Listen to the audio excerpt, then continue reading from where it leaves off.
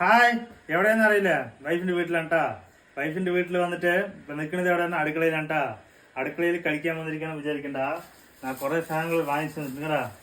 മൊത്തം എത്ര പൊതിയാണ്? നിറയെ പൊതി വാങ്ങിച്ചു നിൽക്കണ്ടാ. എന്താണ് പറഞ്ഞാ ഇതാ ഇതേണ്ടാ. പക്കോട ഉണ്ടാ. പക്കോട ഇതിന് പൊടിയില്ല, പൊടിയുള്ളത് വേറെ ഉണ്ട് കേട്ടോ. അത് കാണിക്കതാ.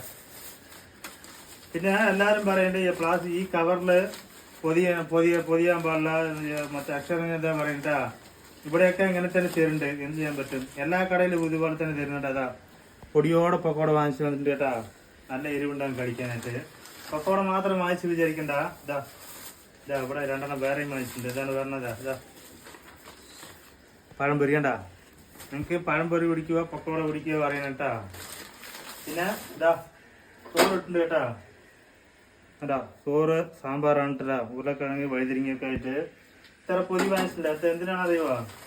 ഇത് രണ്ടാണെങ്കിൽ ഞങ്ങൾക്ക് എന്താ ഇനി മൂന്നെണ്ണമില്ല. വൈഫിന്റെ അമ്മയ്ക്ക് പിന്നെ അപ്പൂന്റെ കൂടെ രണ്ട് കുട്ടികൾ കളിക്കും. അവർക്ക് രണ്ടെണ്ണം വാങ്ങിച്ചിട്ടുണ്ട്. ഇതിനൊക്കെ വാങ്ങിച്ചിട്ടുണ്ട് കേട്ടാ. എനിക്ക് ഇതാണ് സ്പെഷ്യൽ. ഓക്കെ, നിങ്ങൾ ഇതുപോലെ വൈഫിന്റെ വീട്ടിൽ വരുമ്പോൾ സൂപ്പറായി പഴംപൊരി പക്കോടയൊക്കെ വാങ്ങിച്ചു പോവോ.